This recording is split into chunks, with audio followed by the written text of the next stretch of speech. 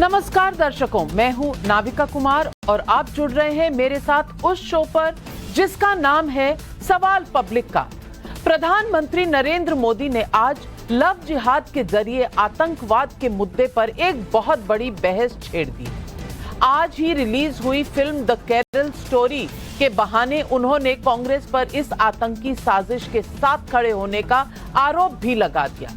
The Kerala story आरोपों के मुताबिक लव जिहाद के जरिए आईसिस आतंकी बनी हिंदू और ईसाई लड़कियों की सच्ची घटनाओं पर आधारित एक फिल्म है। इस फिल्म का केरल के मुख्यमंत्री पिनरी विजयन से लेकर तिरुवनंतपुरम से कांग्रेस सांसद शशि थरूर ने ये कहकर विरोध किया था कि ये ध्रुवीकरण के लिए बनी एक प्रोपेगेंडा फिल्म है। फिल्म को सुप्रीम कोर्ट से लेकर केरल हाई कोर्ट से बैन करने की भी नाकाम कोशिशें हुई हैं। सवाल पब्लिक का आज ये उठता है कि आईसिस के एजेंडे को एक्सपोज करने वाली फिल्म को एंटी मुसलमान बताने की कोशिश क्यों हुई? इस फिल्म की कहानी इस्लामोफोबिक है या इसे उस नजर से जबरदस्ती देखने की कोशिश हो रही है? फिल्म को बैन करने की याचिका ठुकराते हुए केरल हाई कोर्ट ने आज ही कहा है कि द केरल स्टोरी फिल्म मुस्लिम समुदाय के नहीं बल्कि आईसिस के खिलाफ है। फिल्म के टीजर में 32,000 लड़कियों के लव जिहाद का शिकार होने के दावे को फिल्म के विरोध का आधार बनाया गया था। इस दावे को सोशल मीडिया अकाउंट से फिल्म के प्रोड्यूसर्स ने केरल हाई कोर्ट में हटाने का भरोसा दिया है। लेकिन अगर ये आंकड़े साबित नहीं होते तो भी क्या आईसिस के लव जिहाद मॉडल को झुटलाया जा सकता है? केरल में लव जिहाद पर बहस आज से नहीं हो रही, ये लंबे समय से हो रही है। क्या ये फिल्म न सिर्फ आईसिस की आतंकी साजिश बल्कि इस पर आंख मूंदने वाली राजनीति को भी एक्सपोज करती है, जैसा आज प्रधानमंत्री मोदी ने दावा किया है? यही है आज सवाल पब्लिक का।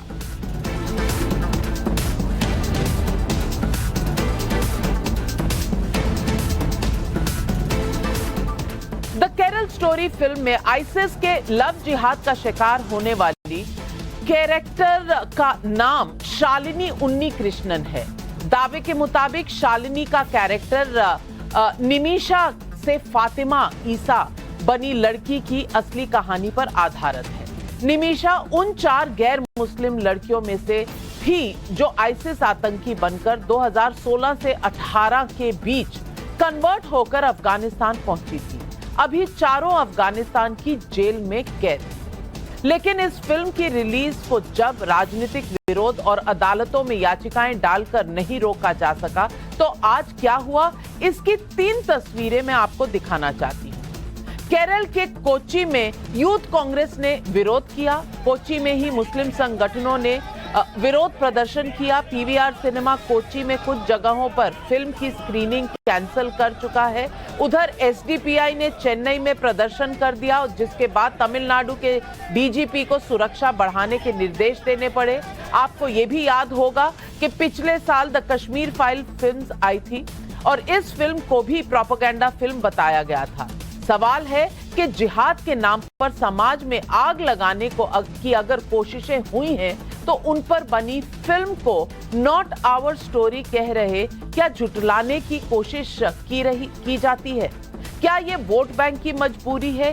क्या ये मुस्लिम तुष्टीकरण की सच्चाई है? सुनिए आज प्रधानमंत्री ने द केरल स्टोरी फिल्म के बहाने लव जिहाद पर पर्दा डालने की कोशिशों का आरोप लगाकर कांग्रेस को कैसे घेरा। समाज को भीतर से खोखला करने की आतंकी साजिश की कोई आवाज नहीं होती।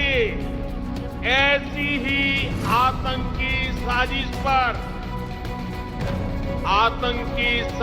पर बनी फिल्म केरला स्टोरी।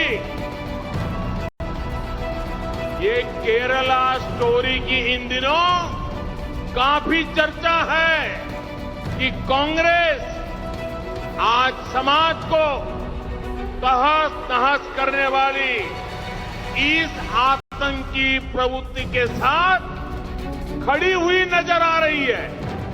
इतना ही नहीं, ऐसी आतंकी प्रवृत्ति वालों से कांग्रेस पिछले दरवाजे से राजनीतिक सौदेबाजी तक कर रही है। लव जिहाद के मुद्दे को आरएसएस बीजेपी का प्रोपेगेंडा बताने की बड़ी कोशिशें हुई हैं। बीजेपी शासित राज्यों में लव जिहाद के खिलाफ कानून बनने का पुरजोर विरोध भी हुआ है, लेकिन यह भी सच्चाई है कि 2010 में केरल के पूर्व मुख्यमंत्री वीएस अच्युतानंदन, 2012 में पूर्व मुख्यमंत्री ओमन चांडी और उनसे पहले 2009 में केरल हाई कोर्ट और ईसाइयों के संगठन ने गैर मुस्लिम लड़कियों के कन्वर्जन की आतंकी साजिशों की ओर साफ साफ इशारा किया था। लेकिन आईसिस के एजेंडे को एक्सपोज करती द केरल स्टोरी को एंटी मुसलमान फिल्म बताने की कोशिशें किस तरह हुई हैं, आप ये बयान सुनिए। ये इंडियन यूनियन मुस्लिम लीग ने 1 करोड़ का इनाम रखा है और उनसे कहा है कि आप नाम बता दीजिए उन मुस्लिम महिलाओं के लिए जो आईसिस में गए थे। उस प्रोड्यूसर डायरेक्टर को शर्म से चुल्लू पर पानी में डूब मरना चाहिए। तुम नाम बताओ ना। तुम मुसलमानों को बदनाम करके तुम पिक्चर बनाते हो, अपनी रोटी सेक रहे हो। अरे भाई झूठ क्यों बोलते हो? आप सभी से दरखास्त है कि उनके भी डाटा निकालिए, कितनी मुसलमान लड़कियों को धोखा देकर इस्लाम को छोड़कर दूसरे मजहब को जिन्होंने अपनाया है। ये जो भगवा ब्रिगेड है, इसने हमेशा भोले भाले हिंदुओं को हमेशा ये समझाया है कि कुछ साल बाद मुसलमान मेजॉरिटी में हो जाएंगे और हिंदू अल्पसंख्यक हो जाएंगे। ये डराने की तरकीबें हैं। आईसिस के खिलाफ अगर कोई फिल्म बनती है तो उसे आरएसएस का एजेंडा कैसे कहा जा सकता है? आज केरल हाईकोर्ट ने एक अहम बात भी कही।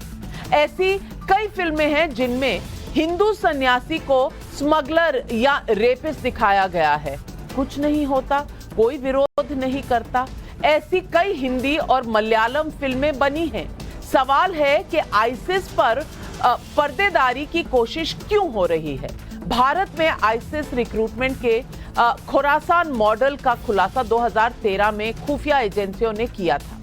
तब से आईसिस के लिए इराक या सीरिया जाकर वापस लौटे या वहां जाने की तैयारी कर रहे ऐसे तकरीबन 100 भारतीय गिरफ्तार भी हुए हैं। 2019 में संसद में सरकार ने कहा था कि 155 आईसिस समर्थकों को गिरफ्तार किया गया है।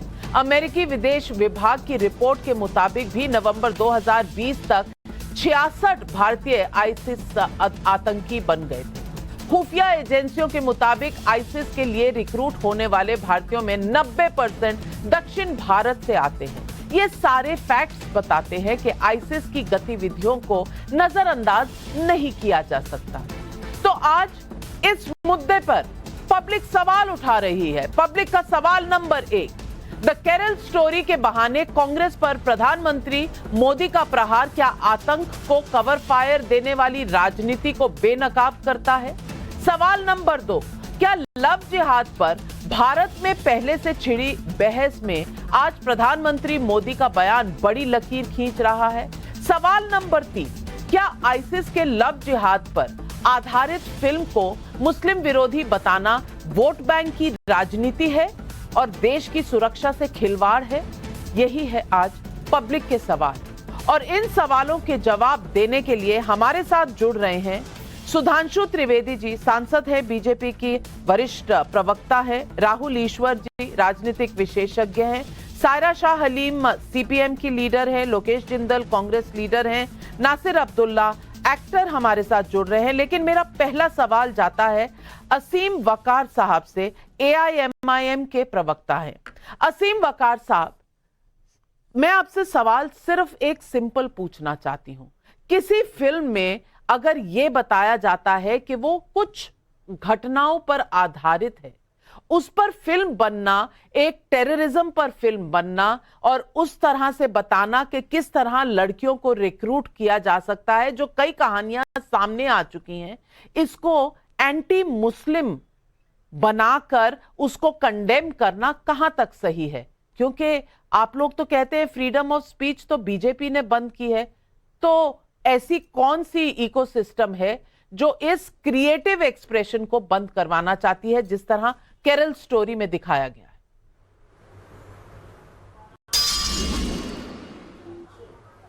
है। मुझे समझ में नहीं आ रहा है, जो फिल्म का डायरेक्टर और प्रोड्यूसर है वो बनाए, सब्जेक्ट है उनके लिए।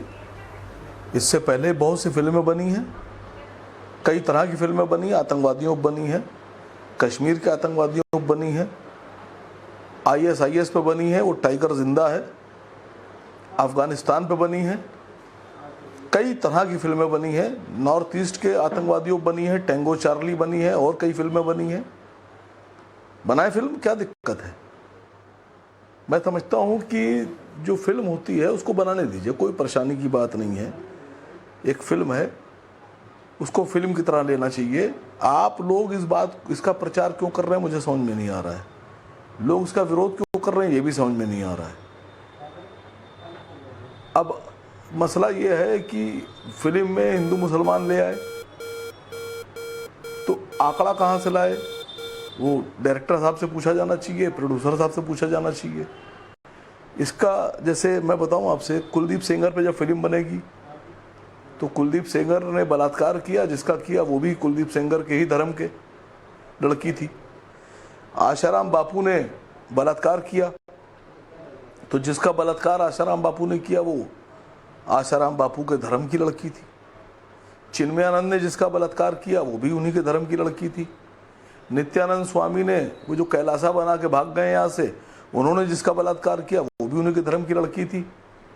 तो अगर कल को फिल्म बनती है तो उसमें दिक्कत क्या है? कोई दिक्कत नहीं है, लेकिन आपके नेता ने मुद्दा उठाया, असदुद्दीन ओवैसी साहब ने मुद्दा उठाया है, कोर्ट गए हैं कई लोग, IUML समेत कई लोग गए हैं कोर्ट में।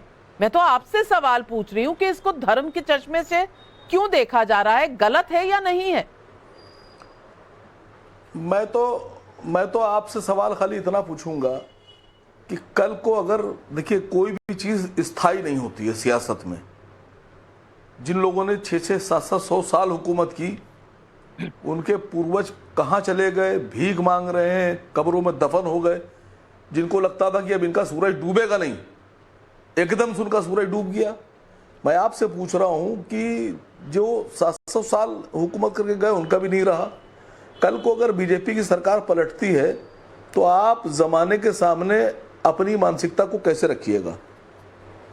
आप कैसे पेश कीजिएगा अपने आप को? मैं तो ये पूछता हूं लोगों से। नहीं, आप पत्रकार हैं, आपकी जिम्मेदारी है सच्चाई को दिखाना। मैं आपसे पूछ रही हूँ, आपकी जिम्मेदारी है सच्चाई को दिखाना। आप जो जवाब दे रहे हैं वो पूरे क्या रेलेवेंस है? किसी को समझ ही नहीं आ रहा। आपको कुलदीप सेंगर पे फिल्म बनानी है, जरूर बनाइए। आसाराम बापू पर बनानी है, जरूर बनाइए। आपको किसी और पर बनानी है, जरूर बनाइए। लेकिन द केरल स्टोरी फिल्म बनी है, उसको रोकने के पीछे क्या एजेंडा है? राहुल, और सबसे पहला कमेंट ओवैसी जी का आया था और आप कह रहे हैं कोई मुद्दा ही नहीं है, कोई मसला ही नहीं है।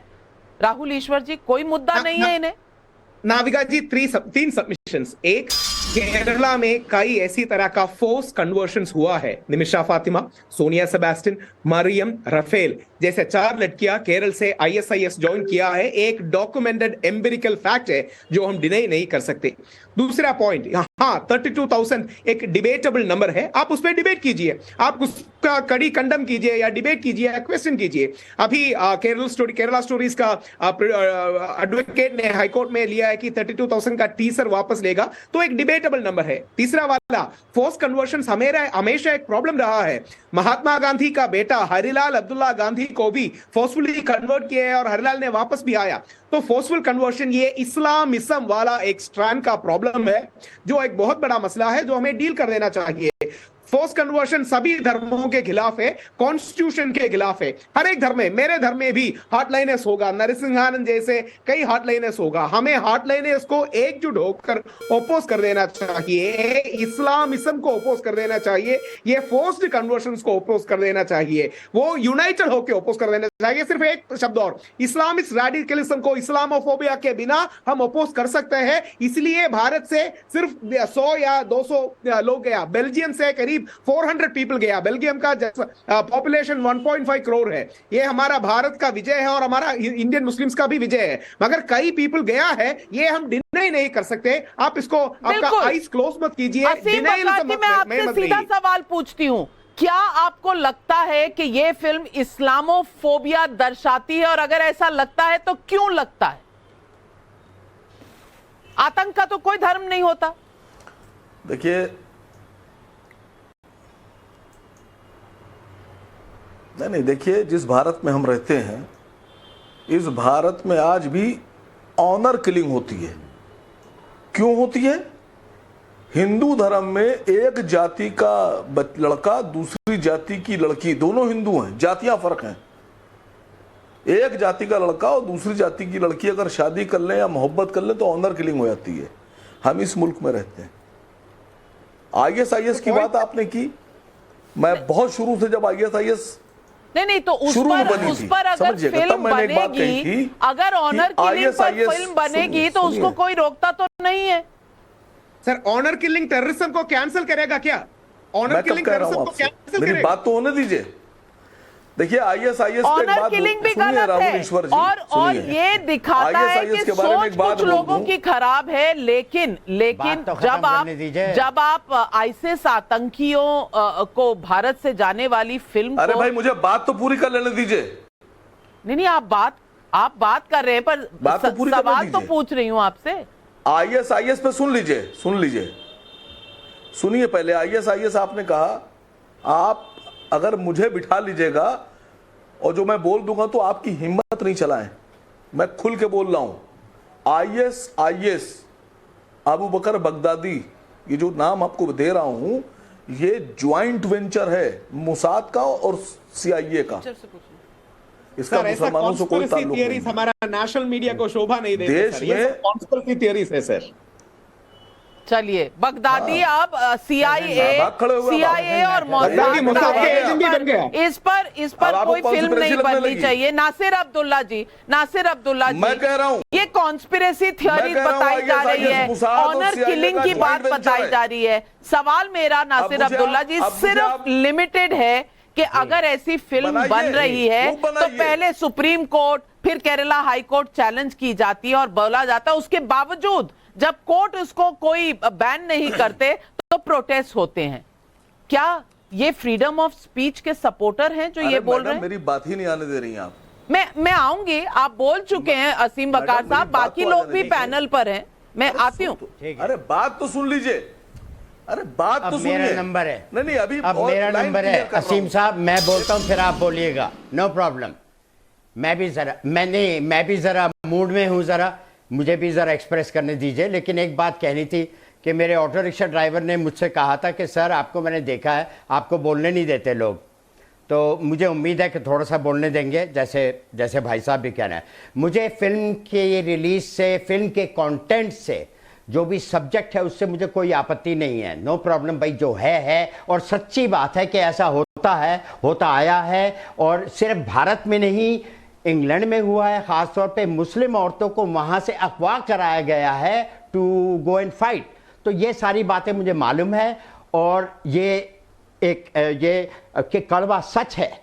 तो इस पर फिल्म बननी चाहिए, जरूर बननी चाहिए। मुझे जो प्रॉब्लम है वो ये है कि जहां तक मुझे मालूम है 3-4 औरतों के बारे में ऐसा है, भैया ने, प्रोड्यूसर बोल रहे हैं, उन्होंने कहा कि 32,000 औरतों के साथ ऐसा हुआ है। तो मेरा इनसे पूछना था कि 32,000 औरतों के ऊपर ये हुआ है, कोई रिपोर्ट नहीं है, कोई FIR नहीं है, पुलिस को कोई जानकारी नहीं है, आपने फिल्म बना दी। तो अगर आप ये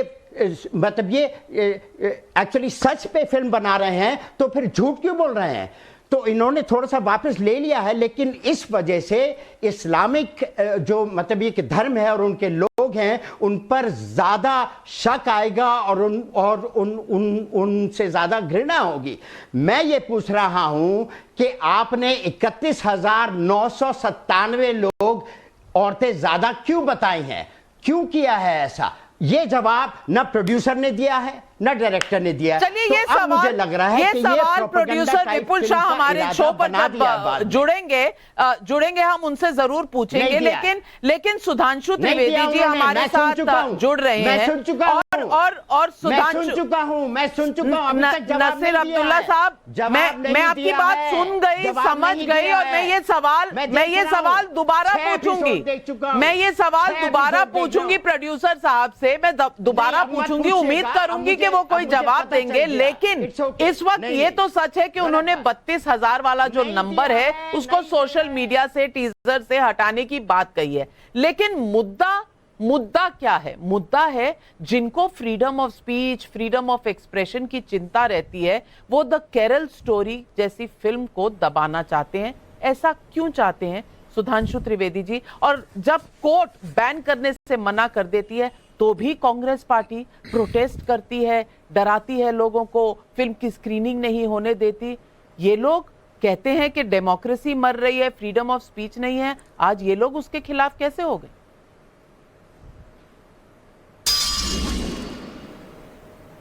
देखिए, नासिर अब्दुल्ला साहब तो फिल्म फ्रेटर्निटी से जुड़े हुए हैं, शायद इन्होंने नहीं देखा होगा, उनके प्रोड्यूसर के बहुत सारे चैनल्स के ऊपर इंटरव्यू आए हैं जिसमें उन्होंने बताया कई 100 लड़कियों का डॉक्यूमेंटेड इंटरव्यू है उनके पास, कई 100 का। तो आपने 3,000 और ये कह दिया, चलिए हो सकता 32,000 हटाना जानते क्यों जरूरी हो। ये केरल के मुख्यमंत्री वीएस अच्युतानंदन, जो कम्युनिस्ट पार्टी के मुख्यमंत्री थे, उनका यह बयान है। लव जिहाद शब्द उन्होंने सबसे पहले प्रयोग किया और उन्होंने कहा कि जो हालात चल रहे हैं, अगर इस पर नियंत्रण नहीं किया गया तो 20 साल में केरल मुस्लिम स्टेट बन जाएगा। यह कौन कह रहा है? Chief minister of Kerala. और कौन सी पार्टी का? बीजेपी कभी नहीं रही है सत्ता में, कम्युनिस्ट पार्टी का। तो हो सकता है नासिर अब्दुल्ला साहब 32,000 से कोई 20 साल में नहीं परिवर्तित होने वाला था, तो सीएम के पास इंफॉर्मेशन उससे कहीं ज्यादा की होगी। और दूसरा मैं बताना चाहता हूं, 9 दिसंबर 2009 को केरल हाई कोर्ट ने अपने जजमेंट में इस चीज का प्रयोग किया है, लव जिहाद शब्द का, केरल हाई कोर्ट ने। और जो अभी ये कह रहे थे कि पुलिस की रिपोर्ट नहीं है, शायद इनको पता नहीं है, केरल एसटीएफ ने केरल हाई कोर्ट को 5,000 केसेस के बेस के ऊपर एक रिपोर्ट सबमिट की थी, जिसमें उसने कहा था ये नॉर्मल प्यार मोहब्बत के मामले नहीं है, जैसे वसीम अख्तर साहब और बाकी लोग कोई अलग अलग मामलों को कह रहे थे। उन्होंने कहा ये एक सोची समझी रणनीति के तहत 1995 में सिमी के द्वारा बनाई गई योजना थी कि मिडिल क्लास और अपर मिडिल क्लास की हिंदू और क्रिश्चियन लड़कियों को टारगेट करना है। जनाब, ये केरल एसटीएफ की रिपोर्ट है, वहां या तो कांग्रेस सरकार रही है कम्युनिस्ट पार्टी की, और केरल के चीफ मिनिस्टर ने बोला है। और केरल का जजमेंट मैं कोट कर रहा हूं, 9 दिसंबर 2009 पैराग्राफ नंबर 16, जाके देख लीजिएगा। तब आके यहां पर बातें बोली है। हकीकत यह है कि उत्तर भारत में लोगों को जानकारी नहीं रहती है और इस कारण से उसको जनरलाइज वे में करने लगते हैं। आप बताइए, आप सही है या केरल की पुलिस सही है, केरल का कोर्ट सही है और केरल का सीएम सही है? जवाब दीजिए। सायरा शाह हलीम, आप सीपीएम से हैं, आपके मुख्यमंत्री ने भी कहा था, आपकी पार्टी से आते थे वो, और ये बात केरल के हाई कोर्ट में उठाई गई थी 2009 में। पुलिस की रिपोर्ट्स हैं, हमने कई टाइम्स नाउ पर इन रिपोर्ट्स पर खबरें की हैं। तो आज ये किस तरह से झुटलाया जा रहा है? नंबर पर विवाद हो सकता है, लेकिन विवाद इस बात पर नहीं हो सकता कि ऐसा कभी हुआ ही नहीं, ये मनगढ़ंत कहानी है और ये इस्लामोफोबिया है। देखिए, सबसे बड़ी बात है कि बहुत आश्चर्य की बात है कि इतने बड़े देश के प्रधानमंत्री जी जो एक पिक्चर का जन संपर्क कर रहे हैं, और एक और हाल में कुछ महीने पहले एक डॉक्यूमेंट्री हुई थी जो फाइनेंशियल घोटाले थे एक आदमी के, उसके ऊपर प्रतिबंध लगाने पे जुड़ी हुई थी। तो ये कहाँ की डेमोक्रेसी हुई कि आप एक तरफ से एक भारत के प्रधानमंत्री हैं और आप एक हार्ड लाइन जो एक संस्था है आरएसएस, उसका आप पूरा जनसंपर्क कर रहे हैं। और कुछ महीने पहले जो रियलिटी दिखा रही थी कि भैया यहाँ पे फाइनेंशियल घोटाला हुआ है, तो आप अपनी पूरी मशीनरी जो है छोड़ दी जमीन पर उसका प्रतिबंध लगाने में। तो ये कहाँ की सफाई हुई? यहाँ पे लोग जो हैं ये पूछना चाह रहे हैं प्रधानमंत्री जी से कि यहाँ पर ये अनएम्प्लॉयमेंट का क्या होगा, पुलवामा का जो अटैक हुआ, आपके गवर्नर साहब ने जब पूरा खुलासा करने की कोशिश की, आपने तो उन पे जो है टेप लगा लिया उनके मुंह पे, वो कह रहे नहीं चुप रहो। तो ये कहाँ का इंसाफ है? आप यहाँ की जो बहस हो रही है वो बहस हो रही है कि नहीं आप यहाँ पे ये बैन होगा, नहीं संस्था होगा, आरएसएस कांग्रेस को ये कर कह रहा है, रही वो हैं, कर रहा है। लेकिन सायरा शाह हलीम क्या मुख्यमंत्री बने थे, जो सीपीएम के मुख्यमंत्री थे, वो भी हार्ड लाइन से आते हैं? केरल की पुलिस भी क्या हार्ड लाइन से आती है? सुधांशु त्रिवेदी जी, क्या इस बात का इस पूरे तर्क से कोई मतलब है? देखिए वो कुछ देखिए एक्चुअली में क्या प्रॉब्लम क्या है, जो बयान पता नहीं किस डॉक्यूमेंट्री की बात कर रही है, मुझे इसका आइडिया नहीं है।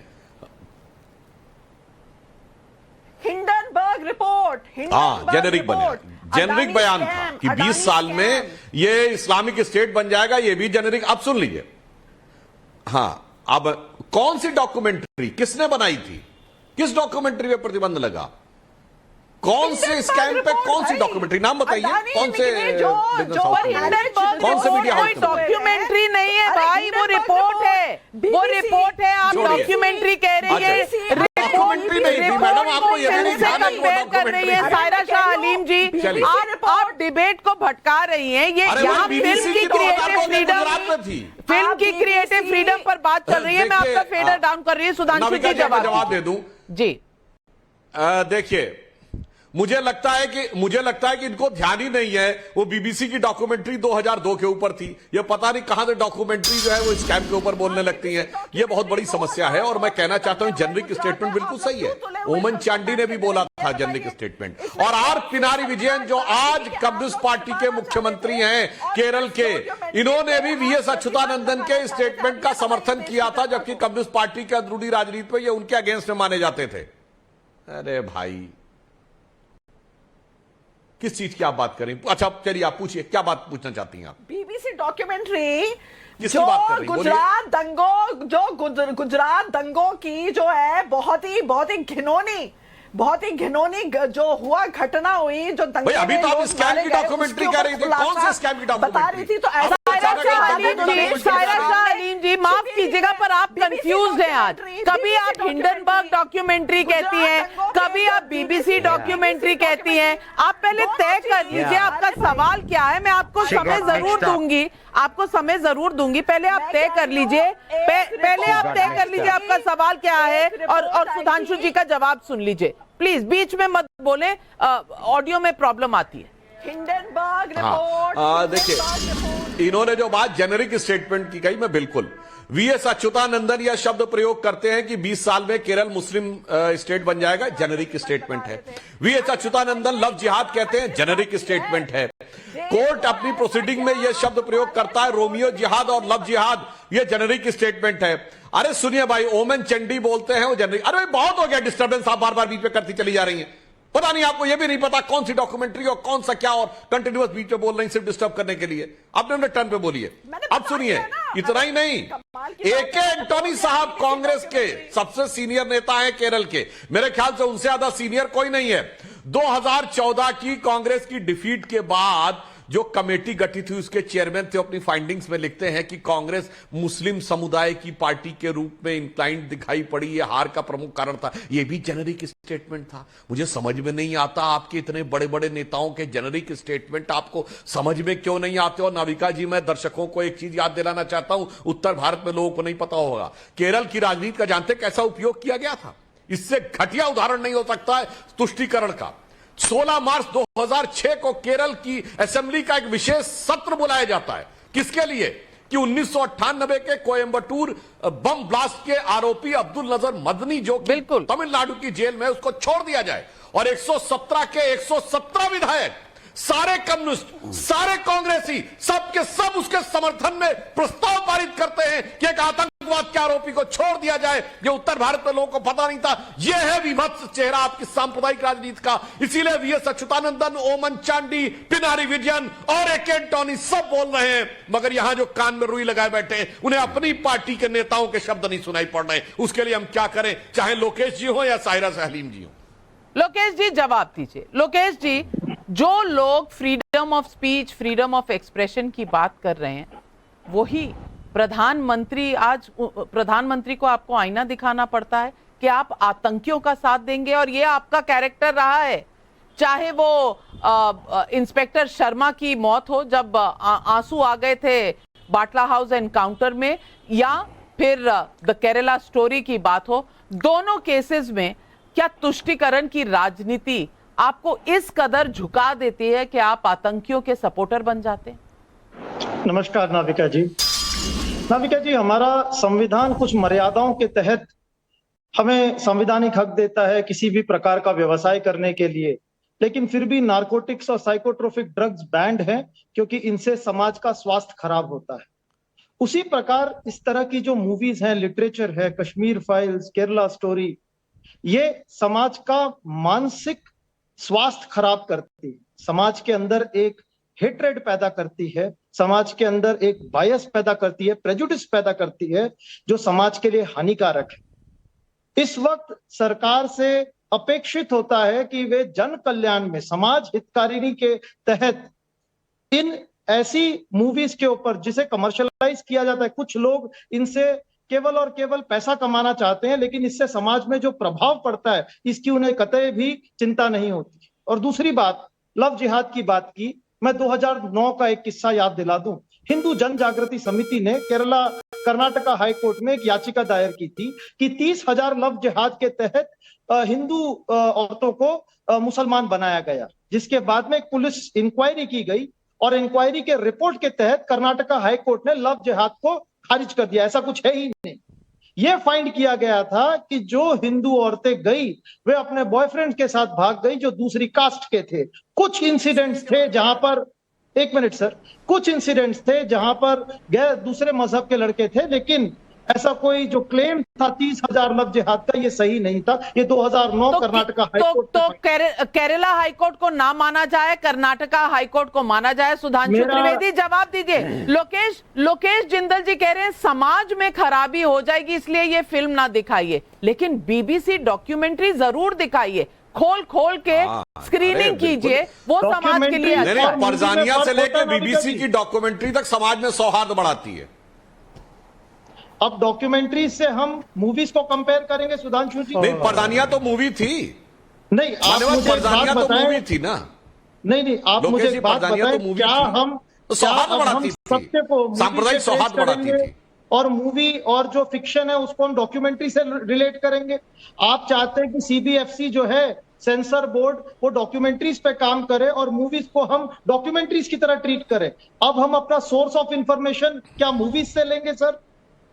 लोकेश जिंदल जी, डायरेक्टर ने सीधा कहा है सत्य स्टोरी पर आधारित, मैं जवाब देता हूं, आधारित है, वो डॉक्यूमेंट्री नहीं है। तो आपको फिक्शन समझ में नहीं आता सुधांशु त्रिवेदी जी? जब इनको मन करता है फिक्शन हो जाता है, जब मन करता है। देखिए, लोकेश जिंदल जी ने जो बात बोली है, लोकेश जी ने जो बात बोली है बहुत पीड़ादायक है। ऐसे हजारों केस वहां हुए, उन लड़कियों के साथ जो कुछ हुआ उसके बाद उसको फिक्शन कहना बहुत पीड़ादायक है, दुखद नहीं है, पीड़ादायक है। और इतना ही नहीं, मैंने कहा कि अगर आपने नहीं सुना है तो प्रोड्यूसर के पास कई 100 लड़कियों की खुद आप बीती के वीडियो हैं। और चलिए आप बाकी के नहीं सुनते तो ये बताइए, ये ए के एंटोनी साहब गलत बोले थे ना? बोल दीजिए कि ए के एंटोनी साहब गलत बोले। मेरा केवल एक प्रश्न है, मेरा केवल एक प्रश्न है। बीएस अच्युतानंदन गलत बोले थे। ये कमर्शियल मूवी है या डॉक्यूमेंट्री? चंडी गलत बोले थे। नहीं, ये कमर्शियल मूवी है या डॉक्यूमेंट्री? अरे बोलिए ना, आपने फिक्शन कहा। क्या आपकी गवर्नमेंट सरकार ने, वहां के चीफ मिनिस्टर ने और आपकी पार्टी के सबसे बड़े नेता ने, आप आज सभी कोई एंटोनी साहब से बड़ा नेता नहीं है कांग्रेस का, बताइए प्रमोट कर रही है? झूठ बोल रहे हैं क्या, या आप टीवी में बैठ के सच बोल रहे हैं? आपकी गवर्नमेंट ये मूवी क्यों प्रमोट कर रही है? क्या इंटरेस्ट है आपकी गवर्नमेंट का इस मूवी के प्रमोशन से? हकीकत की बात करें, बिल्कुल मैं बता रहा हूं इससे क्या लाभ होता है जी, मैं बता रहा हूं इससे क्या लाभ होता है, बताइए। मैं बताता हूं इससे क्या लाभ होता है। सबसे बड़ा लाभ जानते क्या होता है? वो बच्चियां सावधान होती हैं, वो परिवार के लोग सावधान होते हैं कि आगे से कोई ऐसे ट्रैप में न पड़ने पाए। इस जानकारी के लिए होता है। ये वैसा ही है जैसे कि आपकी जमाने में जब भयंकर आतंकवाद का दौर था तो रेलवे स्टेशन से लेके और बस अड्डे तक लिखा रहता था किसी पैकेट को छूना नहीं, किसी टिफिन को छूना नहीं, धमाका जी, हो सकता है। वो डर पैदा करने के लिए नहीं था, सतर्कता पैदा करने के लिए था। सुधांशु उसी जी, मैं प्रकार आपकी ये बहुत चीज इज्जत भी करता हूं। सतर्कता के लिए है, लेकिन आज बिल्कुल सही कह रहे हैं सुधांशु त्रिवेदी जी, लेकिन इस वक्त फिल्म द केरल स्टोरी के प्रोड्यूसर विपुल शाह हमारे साथ जुड़ रहे हैं। आइए सवाल उन्हीं से पूछ लेते हैं। विपुल शाह जी, आपका स्वागत है टाइम्स नाउ नवभारत और सवाल पब्लिक का शो पर।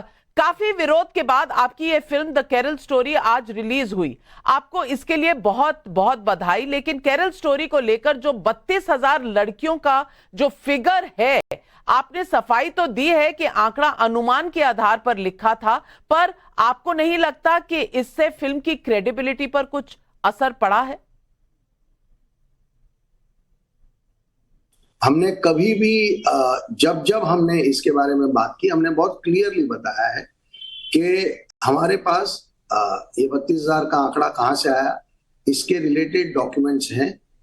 और दूसरी बात ये है कि जब ये टीजर आया था तो इस टीजर में हमने इस विषय को रखा था। टीजर जो है वो फिल्म की फुटेज नहीं है, वो स्पेशली एक मार्केटिंग के लिए शूट किया गया था।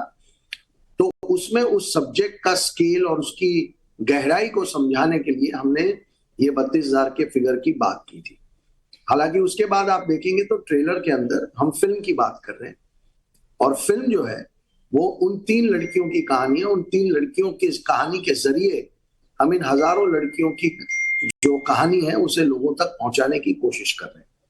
लेकिन क्योंकि अब ये मामला कोर्ट में था, इसलिए हम कुछ दिनों से इसके ऊपर ज्यादा बोल नहीं पा रहे थे। फिल्म में ये पहले से हमारी फिल्म जो है वो 3 लड़कियों की कहानी है, और उन्हीं के आसपास एक फिल्म के अंदर 32,000 लड़कियों की कहानी कोई नहीं बता सकता। मैं नहीं, दुनिया का कोई प्रोड्यूसर डायरेक्टर नहीं बता सकता। फिल्म 3 ही लड़कियों की कहानी है, और यही हमारा ट्रेलर कहता है। हमारा ट्रेलर बहुत क्लियरली बात करता है। पर हम ये नहीं कह रहे हैं कि अब हमने 32,000 से हमारा हाथ छुड़ा दिया, ये बात बिल्कुल भी गलत है। बट क्योंकि ये मैटर कोर्ट में था, इसलिए हम इसके ऊपर बात नहीं कर पा रहे। लेकिन विपुल शाह जी, सवाल एक और भी है कि आज प्रधानमंत्री मोदी ने भी केरल स्टोरी पर कमेंट किया है। उन्होंने कहा है कि यह फिल्म केरल में चंद नीतियों पर आधारित कहानी है। आपको लगता है कि इससे फिल्म की कहानी को एक वाइडर पर्सपेक्टिव मिला है? हम तहे दिल से शुक्रिया अदा करना चाहते हैं हमारे प्रधानमंत्री जी का, कि जिन्होंने इस विषय को आज पूरे देश के सामने रखा, और उन्होंने जिस तरीके से इस बात को समझाया वो शायद हम इतने वक्त में लोगों को नहीं समझा पा रहे थे, और इसीलिए हम पे अटैक हो रहे थे। पर उन्होंने बहुत अच्छे क्लियर पर्सपेक्टिव से लोगों को समझाया कि ये फिल्म जो है ये आतंक के खिलाफ की फिल्म है, और ये बहुत बड़ा विषय है। तो मुझे लगता है कि जो हम चाहते थे कि इस विषय की जो एक सीरियसनेस है, इस विषय की जो इम्पोर्टेंस है, गहराई है, ये लोगों तक पहुंचे, पूरा देश इस विषय के बारे में जाने, वो आज हमारे प्रधानमंत्री जी के एक छोटे से वक्तव्य के बाद वो पूरे देश में ये बात पहुंच जाएगी, और पहुंच गई है। इसलिए हम बहुत बहुत आभारी हैं। हमारे साथ जुड़ने के लिए आपका बहुत बहुत धन्यवाद विपुल शाह जी। और असीम वकार साहब, सवाल यह है कि 32,000 एक आंकड़ा है जो एक गहराई और इस पूरे मुद्दे में आ रही हूं। नासिर अब्दुल्ला साहब, as an anchor please allow me to conduct the debate, thank you. Asim Waqar साहब, 32,000 पर आपने प्रोड्यूसर की पूरी कहानी सुनी। उनके पास काफी डेटा है, काफी डॉक्यूमेंट्स है, लेकिन फिल्म तो 3 लड़कियों की कहानी पर आधारित है। तो आपका 32,000 वाला ऑब्जेक्शन भी उन्होंने एड्रेस कर दिया। और सच्ची वारदातों पर अगर एक अवेयरनेस की फिल्म है, मुद्दे की डिबेट की फिल्म है, तो उससे क्या संकोच है? देखिए, सबसे पहली बात तो जो आदमी गलत होता है, मक्कार होता है, उसकी भाषा में मक्कारी होती है। मैंने कहा था उन्होंने 32,000 का टीजर जारी किया था, और मैं गारंटी से कह रहा हूं उस आदमी के पास 32,000 तो छोड़ दीजिए, 3200 भी एविडेंस नहीं होंगे। वो जो 32,000 का उन्होंने टीजर जारी किया था वो एक मक्कारी और एक प्लान के तहत जारी किया था। दूसरी बात, उन्होंने अपनी बात वापस ले ली। इतनी हल्की बात नहीं थी कि लेके उन्होंने टीजर जारी करके वापस ले ली। ये उनकी फितरत झलका रहा है। दूसरी वो जो सबसे बड़ी बात है कि हिंदुस्तान में दूर दराज के इलाकों से बहुत सी बच्चियों को, नाबालिग बच्चियों को लव ट्रैप में फंसाकर और लाकर मेट्रोपॉलिटन सिटी में रेड लाइट एरिया में कोठों पे बेच दिया जाता है। उनको प्रोस्टिट्यूशन में ढकेल दिया जाता है, वो प्रोस्टिट्यूट बना दी जाती हैं। तो जो लोग प्यार मोहब्बत में फंसा के लड़कियों को लेके आते हैं, ये कौन सा जिहाद कहलाएगा, जिनको कोठों पे लाके बेच दिया जाता है। ये आंकड़ा लाखों में होगा, 32,000 और 3200 नहीं होगा।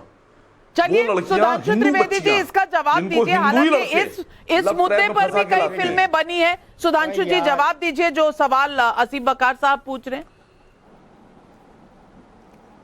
देखिए, नहीं, मैं सुनिए पहली बात तो मैं कहना चाहूंगा, ये वो लोग हैं कि हमारे देश अच्छा 3200 की बजाय अगर 32 होती तो आपके हिसाब से कोई फर्क नहीं पड़ता। प्रधानमंत्री अगर किसी एक व्यक्ति के साथ भी ये हुआ है तो ये पूरे समाज के लिए संवेदना का विषय होना। भारत का प्रधानमंत्री अच्छा बोल लीजिए। एक घटिया प्रोड्यूसर की घटिया फिल्म का प्रचार करे।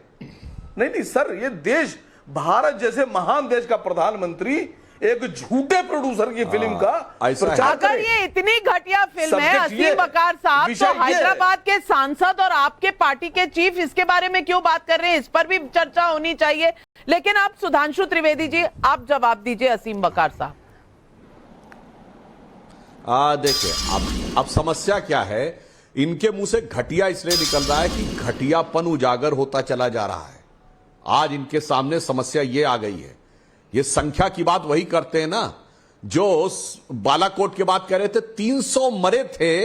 ये संख्या मुझे बताइए कि 300 मरे थे कि नहीं, क्योंकि अगर 300 की बजाय अगर 3300 मर गए होते तो इनको ज्यादा गम होता, 300 मरे होते तो कम गम होता। मैं पूछ रहा हूं अगर 32 लड़कियों के साथ भी है, और मैं कह रहा हूं मैंने कई चैनल पर देखा, सुदीप्तो सेन जो इनके डायरेक्टर, उनके पास कई 100 लड़कियों का उन्होंने कहा बाकायदा उनके पास वीडियो फुटेज है।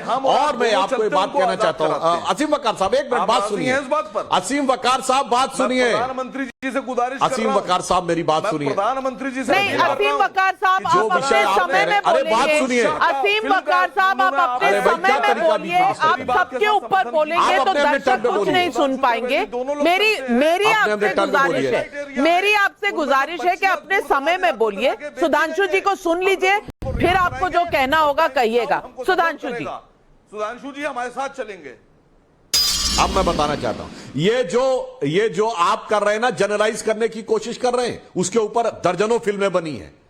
बाजार से लेके और राम तेरी गंगा मैली तक सब में दिखाया गया है कि किस ढंग से प्रोस्टिट्यूशन में धकेल दिया जाता है। मगर उसमें यह नहीं होता है कि एक कम्युनिटी को टारगेट करके किया जाए, और वहां सिर्फ प्रोस्टिट्यूशन नहीं करवाया जा रहा उन बच्चियों से, सेक्स स्लेव बनवाया जा रहा है, उनको आतंकी बनाया जा रहा है, उनका धर्मांतरण किया जा रहा है। किस चीज की आप तुलना कर रहे हैं? उनको टेररिज्म में ढकेला जा रहा है, और वो पूरी की पूरी कहानी रियल है जो लड़की खुद बता रही है। ये डॉक्यूमेंटेड है, मगर अफसोस की बात बिल्कुल निमिषा फातिमा की कहानी सच्ची है, अफगानिस्तान की जेल में है। और नासिर अब्दुल्ला साहब 32,000 लड़कियां नहीं है। अगर 32 भी हो तो क्या ये सच फैक्ट्स पर आधारित है? क्या ये इशू आप बिल्कुल नकार सकते हैं? नाविका जी सिर्फ एक बात, हम नंबर पर डिबेट कर सकता है, मगर हम बिंदु जैसे एक माता की पेन को क्यों नहीं समझ सकते? बीच में आ गए। जो निमिषा फातिमा हमारा नंबर तो आएगा ही नहीं, उसका सेंटिमेंट्स भी है। नहीं आप आ रही हूँ राहुल ईश्वर जी। नासिर अब्दुल्ला साहब आपके ऑटो वाले को हम मायूस नहीं होने देंगे। आप बोलिए। बड़ा इंतजार कराया, आप क्या होने देंगे? अब तो हो गया। तो मैं फिर से अपनी बात को दोहराना चाहूँगा, जो बेसिक बात है। फिल्में बनाइए आतंकवाद पे, अपना करप्शन पे, जो रेपिस्ट लोग हैं उनके ऊपर, जो भी है बनाइए, बनानी है ज़रूरी, बहुत ही ज़रूरी है। मुझे छोटे से जो प्रॉब्लम थे मैंने आपको बता दिए थे कि द प्रोड्यूसर आखिर में कह रहे हैं कि हमने इसलिए बनाई है ताकि हम लोग अवेयर रहें, आकर्षित रहें और अपनी बेटियों को बचाएं, मतलब ये कि बचाएं। और ये काम है हमारी हमारी एजेंसीज का, हमारी वो जो पुलिस एजेंसी है, आप फिल्म बना के कराओगे, this is not the way. और ये जो झूठ इन्होंने बोला है 32,000 का, इससे मुझे आपत्ति है। और बीजेपी पार्टी वाले हमेशा इस मुद्दे पे बोलते हैं कि कांग्रेस पार्टी जो है एक्चुअली टेररिस्ट के साथ खड़ी है, उनका साथ देती है। ये मुझे समझ में नहीं आता कि इतना बड़ा आरोप आप दूसरी पार्टी पर डाल रहे हैं कि आतंकवादी का साथ देती है कांग्रेस पार्टी। ये मुझे समझ में नहीं आता, ये कैसा दिमाग है लोगों का, इतनी अजीब आरोप जो बीजेपी पर सवाल उठाया है, तो सुधांशु जी का जवाब भी सुन लीजिए। आप ये आरोप क्यों लगाते हैं कि कांग्रेस आतंकियों के साथ खड़ी है? बार मैं बता रहा हूं, नासिर अब्दुल्ला साहब शायद डिबेट के दौरान आप आउट ऑफ फोकस हो गए थे क्या?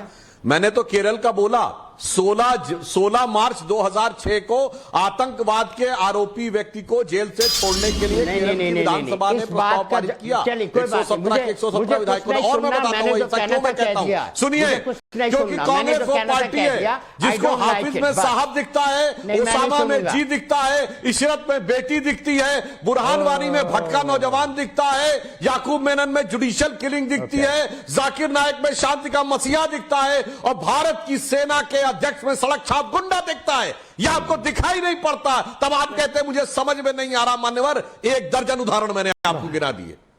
बटाला हाउस इनकाउंटर के आरोपियों के लिए आंखों में आंसू आते हैं, मगर संसद की रक्षा करते हुए जिन परिवार के लोगों ने अपने मेडल लौटा दिए थे, उनके लिए सोनिया जी की आंख में आंसू नहीं आते। सही सवाल है, और सवाल पब्लिक के भी आ रहे हैं। पीयूष का बिलासपुर से सवाल, हिंदू धर्म पर कीचड़ उछालने और आतंकियों का समर्थन करने वाली फिल्में बनाना अगर अभिव्यक्ति की आजादी है, तो कश्मीर फाइल्स और the Kerala story banana Islamophobia कैसे है? जवाब दीजिए लोकेश जिंदल जी। देखिए, अगर हम बात करते हैं एक फैक्ट को इस्टेब्लिश करने की, कि आप जानना चाहते हैं कि असल में केरल में हो क्या रहा है, कश्मीर में हो क्या रहा है, इसका अप्रोच बहुत अलग होता है। ये बहुत सारे एस्पेक्ट्स को स्टडी करता है, हिस्ट्री, सोसाइटी, इकोनॉमी, कल्चर, और इसका अप्रोच एक कमर्शियल मूवी नहीं दिखा सकती। ये कमर्शियल मूवी, आप कौन होते हैं ये जज करने वाले लोकेश जिंदल जी? मुद्दा ये है, कई बार फिल्में अगर कुछ आधारित हो रियल फैक्ट्स पर, तो ये सोसाइटी में डिबेट भी जगाती है, ये अवेयरनेस भी जगाती है, लोगों को सतर्क भी करती है। लेकिन आप कैसे इस पर डिसीजन ले सकते हैं कि ये इतना सही है, उतना?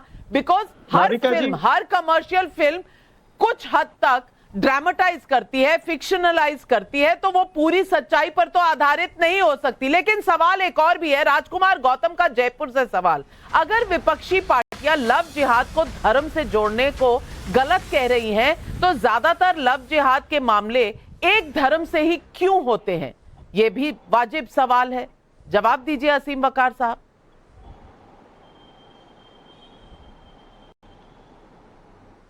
यानी सवाल आपका समझ में नहीं आया, आवाज नहीं आ रही थी, फिर से पूछ लीजिए। सवाल मेरा नहीं है, दर्शक का है, और दर्शक राजकुमार गौतम जयपुर से पूछ रहे हैं, अगर विपक्षी पार्टियों को लव जिहाद को धर्म से जोड़ने की गलत कह रही हैं, तो ज्यादातर लव जिहाद के मामले एक धर्म से ही क्यों आते हैं?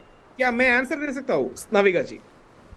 असीम साहब देखिए, नहीं, मैं जवाब दे रहा हूं। देखिए, हाँ, मैं जवाब दे रहा हूं। जो आपके दर्शक जिन्होंने पूछा है, उनको सिर्फ इतना बताना चाहता हूं कि जब मुसलमान लड़का होता है और हिंदू लड़की होती है, तो सुधांशु त्रिवेदी कहते हैं लव जिहाद।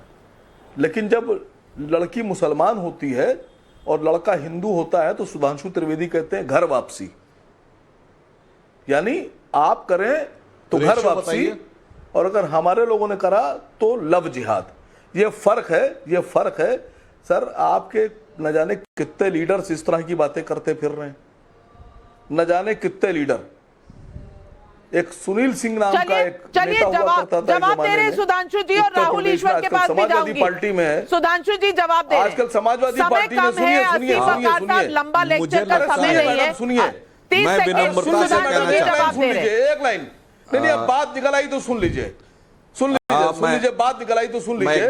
सुधांशु भाई, एक सुनील सिंह नाम का उत्तर प्रदेश में नेता था, नहीं सुधांशु जी, एक सुनील सिंह नाम का नेता था उत्तर प्रदेश में, आजकल समाजवादी पार्टी में है, पहले योगी जी की हिंदू जो वाहिनी में था, वो भाषण दे रहा था कि औरतों को मुसलमान कब्र से निकालकर उनके साथ तौबा नौज़बिल्ला गंदा काम करो। प्लीज किसी इस तरह की बातें नेशनल टेलीविजन पे अगर ना की जाए तो बेहतर रहेगा। बेहतर रहेगा। सुधांशु जी, इसका धर्म से कोई मतलब नहीं है। सुधांशु जी आप जवाब दीजिए, मैं सबके फेडर डाउन।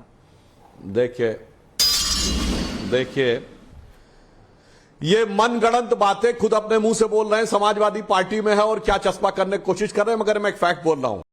असीम वकार साहब, ये हमने नहीं कहा है, केरल के आर्क बिशप ने कहा है। राहुल ईश्वर जी को पता होगा, केरल के आर्क बिशप ने बात कही। और इंग्लैंड की होम मिनिस्टर सुएला ब्रेवरमैन ने यह कहा है कि ग्रूमिंग गैंग काम करता है। मुस्लिम लड़कों का समूह कम उम्र की इंग्लैंड की लड़कियों को पकड़कर उनके साथ रेप भी करते हैं, पहले उनको प्यार में फंसाते हैं, और उसमें ज्यादातर पाकिस्तानी मुस्लिम हैं। यह कौन कह रहा है? इंग्लैंड के होम मिनिस्टर। वो भी आरएसएस का एजेंडा है, आर्क बिशप भी आरएसएस का एजेंडा है, पिनारी विजयन भी आरएसएस का एजेंडा है, वीएस अच्युतानंदन आरएसएस का एजेंडा है, केरल एसटीएफ की रिपोर्ट आरएसएस का एजेंडा है। अरे मान्यवर, हकीकत यह है कि आपकी आंखों के ऊपर नफरत का वो चश्मा चढ़ा है कि आप हकीकत देख ही नहीं पा रहे हैं। आंखों से पट्टी हटाइए, तब यह हकीकत दिखेगी। बिल्कुल। जो सारी और यही सवाल मैं राहुल ईश्वर से पूछूंगी। आखिरी कमेंट 30 सेकंड राहुल ईश्वर। सिर्फ एक बात, एक प्रेक्षक ने पूछा था क्यों हिंदू से जाता है, इसका एक रीजन भी है।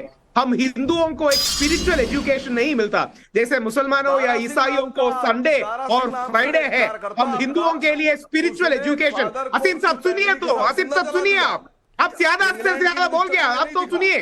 हम हिंदुओं को स्पिरिचुअल एजुकेशन होना चाहिए ताकि कोई हमें फोर्सफुली कन्वर्ट ना करे। हम हिंदुओं के लिए स्पिरिचुअल एजुकेशन होना चाहिए। हमारे वेद, हमारा तंत्र, हमारा सभ्यता को एक एजुकेशन की तरह देना चाहिए, जैसे कि मुसलमान या ईसाई भाइयों को है। इसलिए एक स्पिरिचुअल एजुकेशन का भी जरूरत हिंदू लड़कियों को। ये मूवी भी वो दिखाता है, क्योंकि जब उसे अपने महादेव के बारे में, परमशिव के बारे में कोई पूछ लेता है, उसका कोई आंसर नहीं, उसको कोई आइडिया भी नहीं। इसलिए हमारा हिंदू लड़कियों और लड़कों को भी स्पिरिचुअल एजुकेशन, सभ्यता, संस्कार का एजुकेशन। मैं इस सारे मुद्दे पर सिर्फ इतना कहना चाहती हूं कि द केरल स्टोरी बिल्कुल एक फिल्म ही है, लेकिन फिल्म जिस विषय पर है, क्या ये आज की सोसाइटी में एक बहस छेड़ने का मुद्दा नहीं है, एक जागरूकता लाने का मुद्दा नहीं है?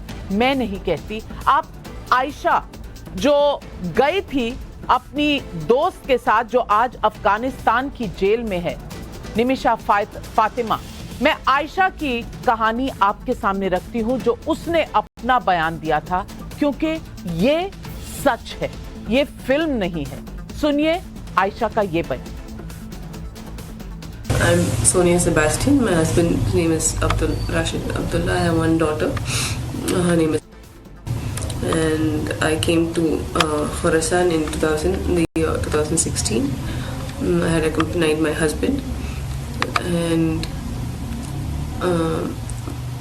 once we reached here, many things we saw were not up to our expectations.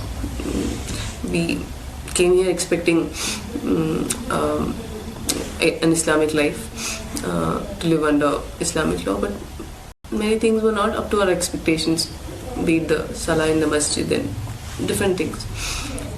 So this was kind of a disappointment, and so I'm assuming many people who want to come are coming with the same expectations, but that is not what the reality is. So I would suggest everybody to rethink their decision and think carefully before doing anything. And now what I want is I want to return to India.